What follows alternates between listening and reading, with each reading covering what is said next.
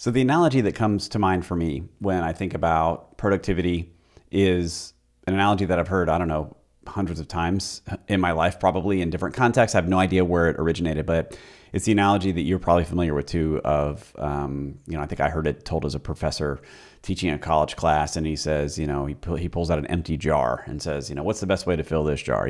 And he takes the big rocks that he has set aside, he drops them in the jar, and it looks like the jar is full, and he asks the class, is the jar full? And they say yes. And then he takes some pebbles and he drops them in the jar, and of course the pebbles fill in the gaps that the big rocks had left, and he asks them if the jar is full, and they say yes. And then he takes some sand and he shakes the sand into the jar, and it fills in the gaps between the pebbles and the big rocks.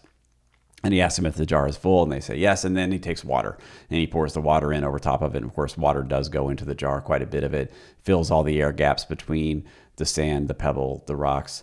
And he ends up with a totally full jar with no more room to put anything. And his point is that first you have to do the big stuff. And if you try to put the water in first or put the sand in first, you won't get the big rocks and the pebbles in there. So that's the way that I think about productivity. And for me, the big rocks are sleep. I think it's really important to get the right amount of sleep. And I think it's important to understand what your body's natural sleep rhythms are.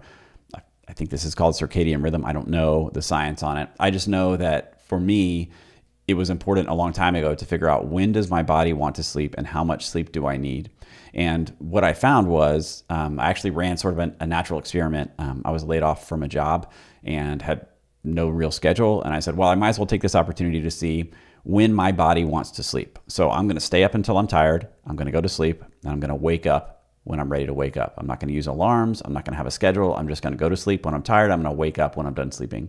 And it turns out that my body naturally wants to sleep something like 2 a.m. to 9 a.m. Those are my natural hours. If I don't do anything else, if I have no schedule, if I have no commitments, and all I'm doing is just going to sleep when I'm tired and waking up when it's time to wake up, 2 a.m. to 9 a.m. is when I want to sleep. What I found was, for me, that was good and I was able to be productive, but waking up at 9 a.m., I felt like I was losing a lot of the morning. And it turns out that in a future video, I'll talk about how I figured this out, but it turns out that some of my productive hours are kind of right around that 9 a.m., 10 a.m. window, and I wanted to be awake and ready to go when those hours fired up. So what I ended up doing was moving my sleeping hours to like midnight to 7:30, 1 o'clock to 8, something like that. That way I could get up around 7:30 or 8. I would be productive for my first productivity window, and then I could take a nap in the afternoon in sort of a productivity slump.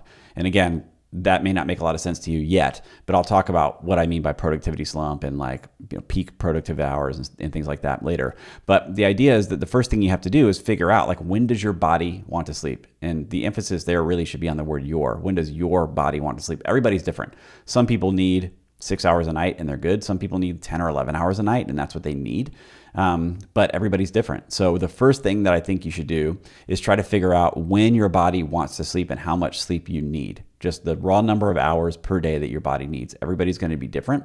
I also recognize that this could be really challenging for different people who have different life situations, but I encourage you to figure it out regardless.